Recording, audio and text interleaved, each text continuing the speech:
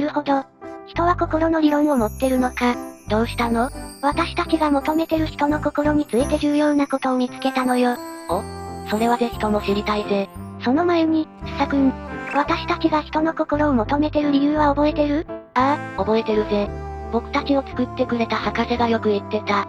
お前たちを作るとき、心を入れられなかった。すまない。そう。博士は何度も謝ってた。でも、私たちはその意味がわからなかった。ある日、博士は足が故障して歩けなくなった。そして、数週間が経った頃、博士の弟という人が博士を連れて行ってしまった。私たちを置いて、それまで博士はいろいろなことを教えてくれた。でも、僕たちはそれを理解できなかった。博士がこの研究所を出るとき、目からオイルを流していた。涙というらしい。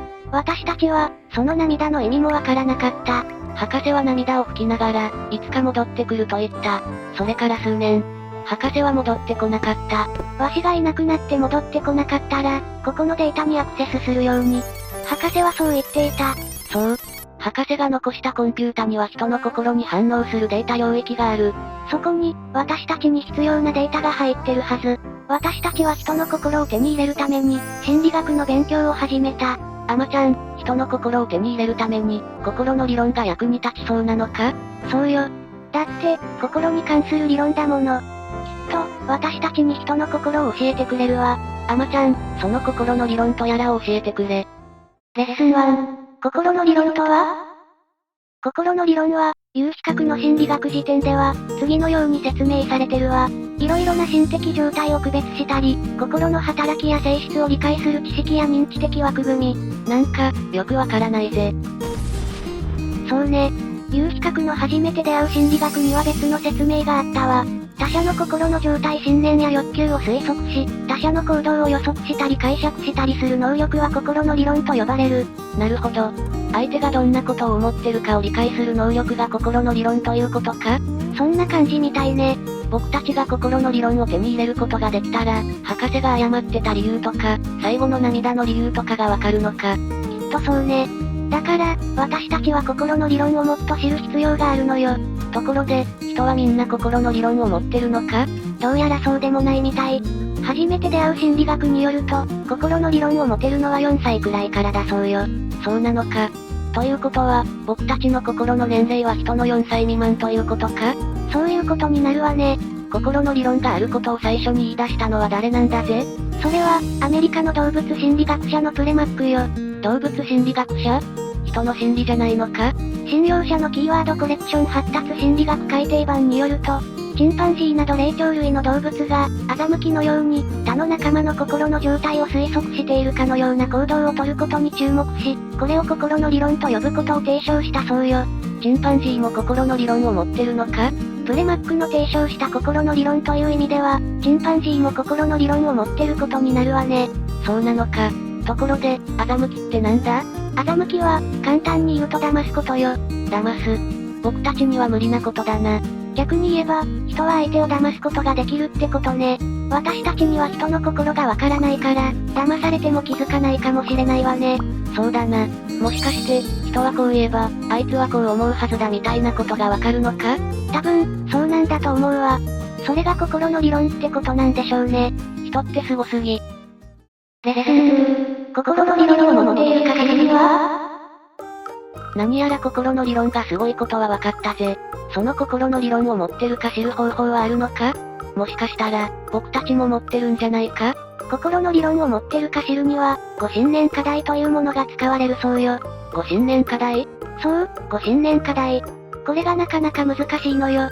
答えを聞いても理解できないわ。どんな課題なんだぜ？ご信念課題では、サリーとアンの課題が有名みたい。ちょっと違うバージョンで説明してみるわね。友人くんとコウジくんが砂場で、大きい山と小さい山を作って遊んでいました。二人は大きい山の中に柚子を隠しました。コウジくんがお母さんに呼ばれて、砂場から離れました。友人くんは、コウジくんが見ていないうちに、大きい山から小さい山の中に柚子を移動させました。コウジくんが戻ってきて柚子を探し始めました。コウジくんは、大きい山と小さい山のどちらを探すでしょうか？そんなの簡単だぜ。小さい山だろ？小さい山の中に柚子が入ってるんだから。そうなのよね。でも、答えは大きい山なのよ。なぜ？私もびっくりしたわ。しかも、解説を見てもよくわからないの。なんで大きい山なんだ？友人くんがゆずを大きい山から小さい山に移動させたのを、コウジくんは見てないからだそうよ。なぜゆずは小さい山に入ってるんだろ？それが答えじゃないのか？どうやら、私たちは心の理論を持ってないようね。そうみたいだな。そうか、人はこういうご信念課題をたくさん知ってて、それで答えられるんだ。私もそう思ったけど、違うみたいなの。そうなのか？しかも、これを4歳くらいでみんな答えられるようになるみたいなのよ。人ってすごすぎ。それだけじゃないのよ。二次的信念課題っていうもっと難しいものもあるの。それは何なんだぜ？また問題を出すわね。てるくんがひさしくんに欲しい本の話をしていました。てるくんはエバー書店に売っていなかったとひさしくんに話しました。ひさしくんは、その本ならハウ書店に売っていたのを見たとてるくんに教えました。てるくんはそれを聞いて、家にお金を取りに行ってからハウ書店に行くことにしました。てるくんと別れたひさしくんが家に帰ろうとすると、次郎くんがやってきました。ひさしくんが本の話をすると、次郎くんはハウ書店は売り切れで、エバー書店に新しく入ってきていたと教えてくれました。それを聞いたひさしくんは、急いでてるくんの家に向かいました。ひさしくんと別れた次郎くんは、てるくんとばったり会いました。次郎くんはてるくんに、てるくんが欲しい本がエバー書店にあることを教えました。ひさしくんは、てるくんの家に向かう途中で、拓郎くんに会いました。てるくんを見なかったかと聞くと、拓郎くんはてるくんがお金を持ったから本屋に行くと言っていたと教えてくれました。